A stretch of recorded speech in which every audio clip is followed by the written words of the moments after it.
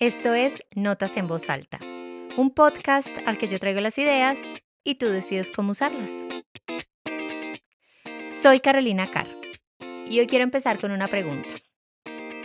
Cuando algo te pasa, algo difícil, algo injusto, algo que te lleva dando vueltas en la cabeza un buen rato, lo primero que haces es buscar a alguien para hablar.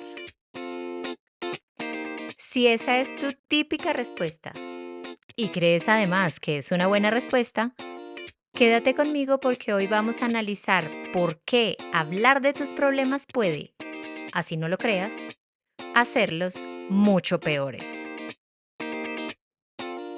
¿Empezamos? Te doy la bienvenida al episodio 40 de Notas en Voz Alta. Me encontré este párrafo en un libro de un escritor que me encanta escuchar, y no sé si esto es un piropo o un insulto, que me guste más oírlo que leerlo, y el párrafo dice así. Muchas personas creen que recibir buen apoyo consiste simplemente en desahogarse con alguien que esté dispuesto a escuchar. Pero eso no es lo que muestra la investigación. Pasar demasiado tiempo repasando un problema, desahogándose o rumiándolo en conversación, puede, en realidad, empeorar las cosas.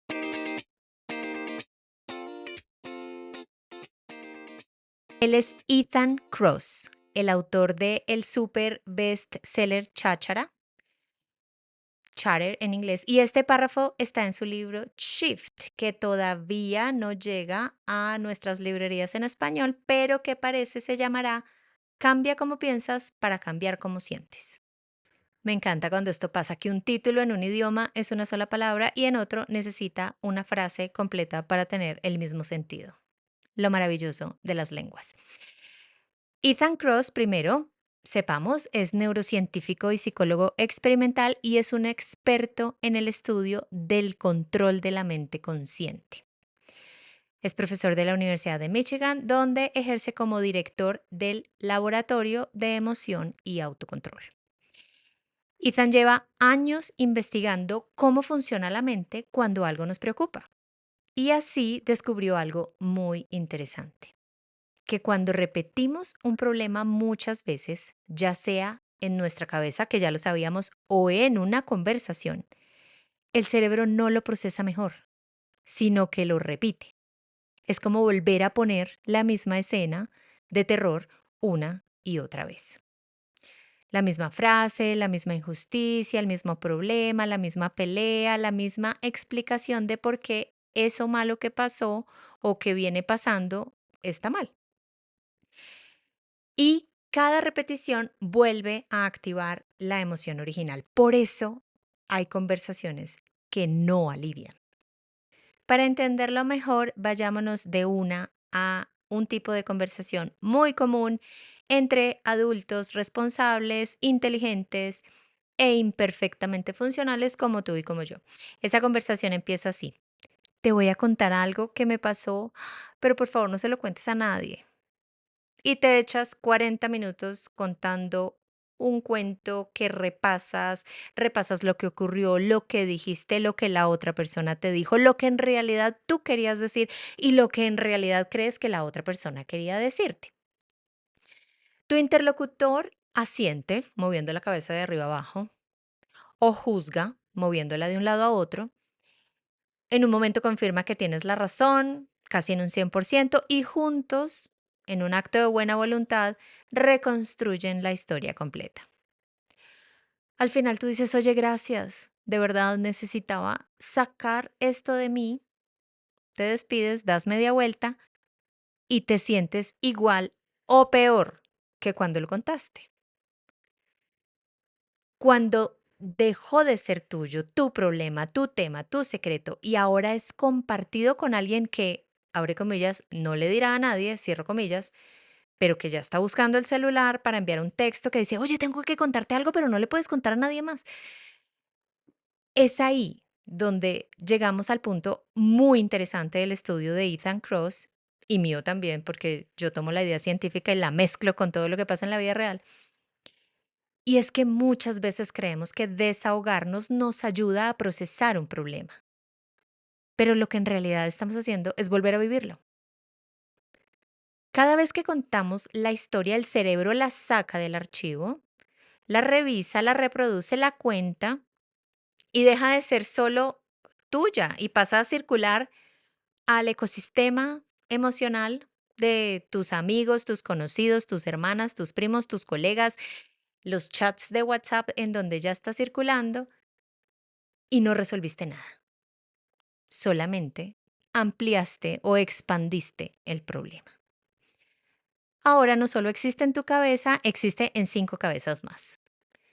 Y cada una aporta interpretación, indignación, hipótesis y un par de, "Ay, es que si yo fuera tú". El problema no se aclaró al contarlo, se volvió más grande. Por eso el tema de este episodio es tan interesante. No toda conversación es apoyo. A veces lo que llamamos desahogo es simplemente rumiar en compañía, como lo decía el párrafo que nos tiene hoy conversando aquí. Y rumiar en compañía puede sentirse muy solidario, pero no necesariamente te acerca a la solución. Veamos 4 ejemplos de contar algo de nuestras vidas y que resulta ser un error impresionante. Estos ejemplos son tan comunes que seguro vas a sentir que te hablo como si te estuviera mirando a los ojos. Ejemplo número 1.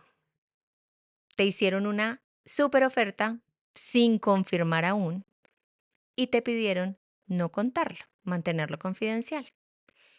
Puede ser un proyecto nuevo, un ascenso posible, o que cruzaste números de teléfono con alguien que te gusta, o es una alianza que podría ser muy buena para ti. La conversación termina con la frase muy clara: por ahora necesitamos que esto se mantenga confidencial. No digamos nada todavía. Y tú dices, claro, por supuesto, y a los 7 minutos ya estás marcándole a alguien porque pues la emoción te supera, necesitas compartirlo. Necesitas escuchar a alguien decir, qué maravilla, te lo mereces, eso es exactamente lo que te mereces. El problema es que en ese momento tu idea deja de ser una posibilidad tranquila y se convierte en una historia en expansión. Aparecen preguntas, opiniones, advertencias. Wow, estas sí que aparecen. Teorías, pero ¿será que sí te conviene? ¿Y si no pasa? ¿Y si solo te está tanteando? Y de repente lo que era una oportunidad empieza a llenarse como de ruido. Todavía no existe, pero ya tiene comentarios a favor y en contra. Y aquí viene la ley de la vida, porque este tipo de situaciones y cualquier otra solo tiene dos escenarios posibles. El primer escenario sí pasa. El proyecto se confirma, la oferta se concreta, el primer besito de helado se da y entonces puedes contar la historia completa con calma, con hechos, sin ansiedad, sin especulación.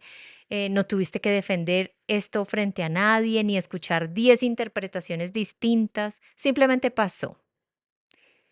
El segundo escenario es el que casi nadie anticipa cuando marca ese teléfono 7 minutos después de la reunión. Las cosas no pasan. La empresa cambia de idea, el proyecto se cae, esta persona solo quiere que sean amigos, simplemente amigos y nada más. Nada raro, cosas que ocurren todos los días en el mundo adulto, ¿sí o no? Pero hay un pequeño problema ahora, que ya lo habías contado. Y entonces empieza la segunda ronda de conversaciones. ¿Y qué pasó con lo que me dijiste? Oye, ¿no que te iban a ofrecer ese puesto? ¿No que ustedes dos iban muy bien? Y tú explicas, das contexto, aclaras, no, es que no era seguro, no, solo estábamos explorando. Y no, no es una tragedia, claro, pero sí hay una sensación ligera. Y con ligera quiero decir pesadísima de haber hablado antes de tiempo. Silencio estratégico, mis amores, es algo elegantísimo. Y no porque ocultes nada, sino porque, y escribe esta frase célebre que voy a decir a continuación, las posibilidades necesitan silencio para madurar. Cuando algo es real, hablar de ello es celebración. Cuando algo todavía es solo una posibilidad, hablar es el paso previo a retractarse. Ejemplo número 2. Tienes un problema con alguien que es muy importante para ti y en vez de mantenerlo en privado lo compartes. Este es delicado, porque cuando alguien cercano te duele, te causa algo que molesta mucho, pues lo primero que quieres es comprensión. Entonces llamas a tu mejor amigo, llamas a tu mamá y explicas con pelos y señales lo que pasó. Eso es natural. Pero aquí viene la consecuencia curiosa. Mientras tú eventualmente podrás superar lo que pasa con esa persona, quien escuchó la historia no vive el proceso completo. Para ti termina siendo un momento difícil dentro de un asunto mucho más grande, pero para quien te escuchó contarlo, eso que pasó le queda archivado como es que esa persona le hizo, es que ese es un... Y así, sin darte cuenta, pero dándote cuenta, convertiste un problema que era de dos en una conversación de tres o más.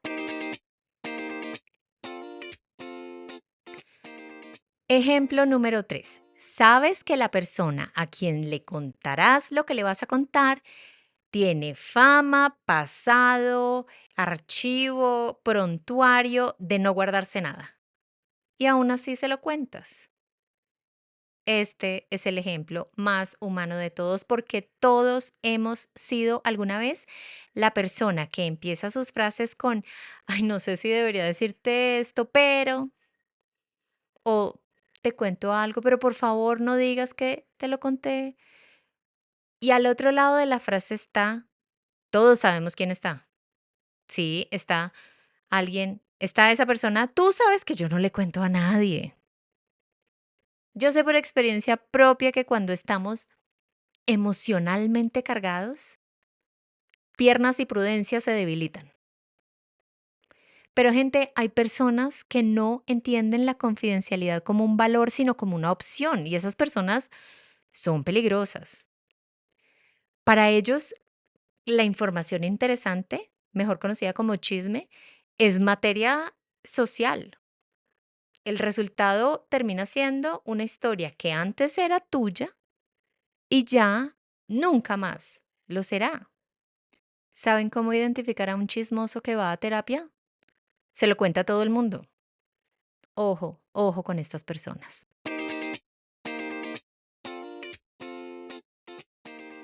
Y el ejemplo número 4 de contar lo que no debes contar es que se lo cuentas a alguien que aminora tu problema y entonces te sientes peor. Este es el ejemplo menos evidente, pero el más frustrante. Tú vas con un problema real, algo que te preocupa, que te duele, que te tiene pensando, lo cuentas innecesariamente y la otra persona responde con frases como, ay, eso no es nada. Uy, a mí me pasó algo peor. O, ay, ya, deja así, relájate, que estás exagerando. Tal vez con buena intención, tal vez creyendo que te está dando perspectiva de lo que es bueno o es malo, pero el resultado emocional es extraño.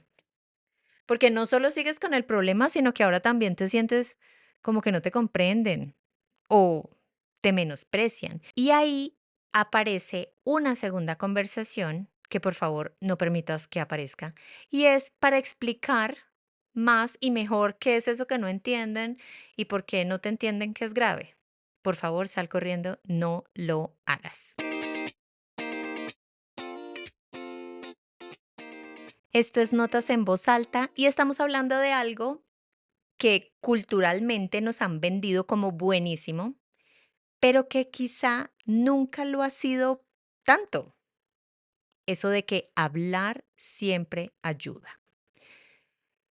Pues bien, la investigación de un experto como Ethan Cross y la experiencia que llevamos acumulando nosotros, que no somos expertos, pero somos adultos, nos sugiere que la cosa es un poquito más matizada.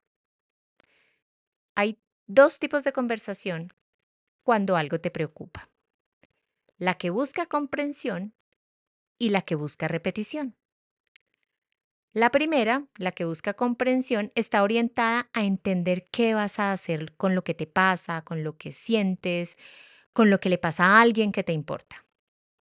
La segunda, la de repetición, es una grabación que tienes en la mente y que cada vez que escuchas suena más o menos dramática. Ambas conversaciones pueden sentirse muy parecidas mientras ocurren, pero la diferencia la reconoces en el efecto posterior. Además, posterior inmediato, no tienen que pasar días. Casi que terminas la conversación y dices, ¡ay! En el primer caso, la conversación te lleva a algo nuevo, bien sea una conclusión, una idea, una perspectiva distinta de tu problema, de tu asunto, de lo que estés conversando. La segunda solo repite. Sales con más emoción, con más indignación y con más historia. Por eso Ethan Cross usa la palabra rumiar. Rumiar, lo sabemos, es lo que hacen las vacas con el pasto. Lo mastican, lo tragan, se les devuelve, lo mastican otra vez, se lo tragan tan. Eso mismo lo estamos haciendo o podemos hacerlo con un problema. Entonces, hablarlo da la sensación de acción. Sientes que estás haciendo algo, que estás analizando, explicando, procesándolo. Pero no estás procesando nada porque mientras hablas, no decides, solo masticas. Mientras explicas, no cambias nada, solo masticas.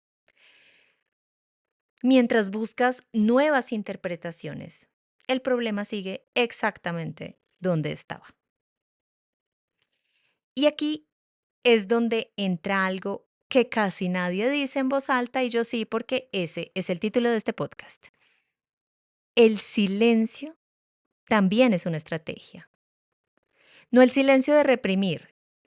Ese silencio de reprimir yo creo que merece su propio episodio.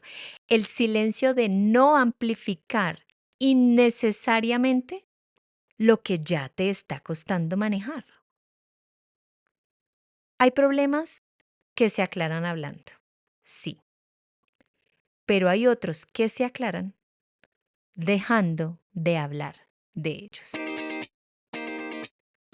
Y con esa otra super frase, pensemos entonces, ¿qué hacemos con lo que nos pasa? Porque tampoco pues se trata de vivir en silencio ni de tragarse lo que sentimos como si nada. Te propongo algunas estrategias que pueden cambiar mucho la forma en la que procesas lo que te pasa. Y en cada uno de estos tips siempre habrá la posibilidad de ponerlo en voz alta o de mantenerlo en silencio. Estrategia número 1. Escríbelo antes de contarlo. Y como te va a dar pereza escribirlo, a mí me encanta. Entonces no lo escribas, grábate con el celular y luego escúchate contándolo. Ay, pero ¿por qué? Qué bobada, Carolina. Al contrario, cuando algo te da vueltas en la cabeza, el primer impulso es narrarlo. Y al hacerlo, al narrarlo, bien sea por escrito o grabándote, el cerebro pasa de ese modo emocional de querer contarlo al modo organizativo. Tienes que ordenar los hechos, tienes que ponerlos en secuencia, tienes que aclarar qué fue primero, qué fue después, qué se dijo, qué no se dijo.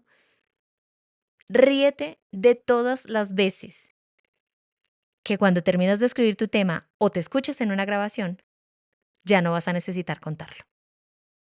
La razón, lo pensaste mejor.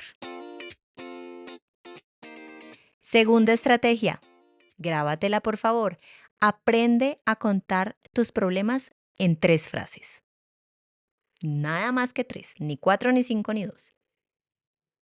Si necesitas de verdad hablar con alguien, haz este experimento. Cuenta lo que te pasa en 3 frases. Por ejemplo, mi jefe criticó mi trabajo en una reunión delante de todos. Frase número 1. Me molestó porque creo que debió decírmelo en privado. Frase número 2. No sé si debería hablarlo con él o dejarlo pasar. Frase número 3. Ahí está todo lo que necesitabas contar, sin decir qué ropa llevaba tu jefe ni que te pusiste roja como un camarón. Otro ejemplo, hagámoslo más como personal, emocional. Tuvimos una discusión fuerte y le falté al respeto. No sé si exageré o si realmente era necesario reaccionar así. Estoy tratando de decidir si lo hablo otra vez o acabo con esto definitivamente. Mira que cuando nos obligamos a resumir, eliminamos el drama. Es a lo primero que toca echarle mano, porque los hechos ahí están, esos hay que contarlos. Pero el drama sí se puede ir quitando de toda esta narración. Y cuando quitas el drama, Dios, quitas el 90% de todo el cuentazo que te ibas a echar. Dejas solo la información esencial. Así, la conversación deja de ser un teatro emocional y se convierte en una cosa casi que profesional, en una situación concreta. ¿Y sabes qué pasa con las situaciones concretas? Que conducen a preguntas concretas. Y las preguntas concretas sí tienen respuesta. Tip número 3. Recuerda que cada vez que cuentas una historia, la estás editando. Te lo dice una contadora de historias profesional. Cada vez que repites un problema, tú eliges qué partes enfatizar, qué detalles agregar, qué gestos imitar, qué tonos fingir, qué frases recordar, qué frases no. Y después de contarlas 5 veces, 6 veces, 10 veces, ya, ya ni siquiera estás describiendo exactamente lo que pasó. Estás contando la nueva versión de la mejor versión anterior. La historia cambia. Por eso, repetir demasiado un problema en voz alta, contarlo muchas veces, puede hacerlo más grande de lo que realmente fue. El cerebro es un narrador extraordinario. Contrólalo. Y la cuarta y última estrategia que te traigo hoy es recordar que pensar también es una forma de conversación. Vivimos en la época que glorifica la expresión permanente. Hablar, publicar, comentar, reaccionar, darle likes. Pero durante la mayor parte de la historia humana, las personas procesaban las cosas de otra manera, caminando por el bosque, observando los pájaros, trabajando duro seguramente en una fábrica, dejando que los pensamientos maduraran antes de convertirse en una conversación. Mira, no todo lo que pasa por tu mente necesita convertirse en una conversación. Algunas cosas mejoran con el silencio, que mientras se guarda, deja además que pase el tiempo. Por eso decimos que las cosas mejoran con el tiempo, cuando en realidad mejoraron con el silencio.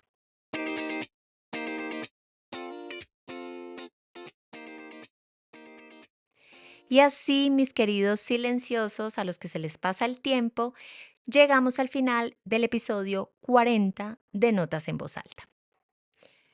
Hoy hablamos poquito de contar lo que nos pasa. Un acto, un acto cotidiano que es mucho más grande de lo que parece. Cada vez que eliges hablar de un asunto, estás ampliando el territorio de ese asunto.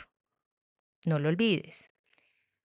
Entonces ya no vive solo en tu mente, empieza a vivir en la mente de otros, en sus hipótesis, en sus recuerdos, en sus consejos usualmente bien intencionados. Y a veces eso ayuda, pero más veces de lo que crees. Lo que pasa es que convierte un asunto que ya era suficientemente complicado en una conversación interminable. Si algo quisiera que te llevaras hoy es una lección que seguro vienes aprendiendo desde hace tiempo. No todo lo que sientes necesita audiencia. Algunas cosas se resuelven hablando, total. Otras muchas se resuelven pensando. Y las más importantes se resuelven simplemente viviendo un poquito más antes de convertirlas en una historia narrada. No olvides suscribirte desde la plataforma en que me escuchas y que puedes encontrarme en redes, cualquiera que ésta sea, como @soycarolinacar. Comparte este capítulo, por favor, con quienes creen que guardar silencio es como esconder algo, y recuérdales que hay ideas que necesitan silencio, que hay decisiones que necesitan tiempo y que hay posibilidades que solo maduran cuando nadie está opinando sobre ellas. Nos escuchamos en el próximo episodio. Chao, chao.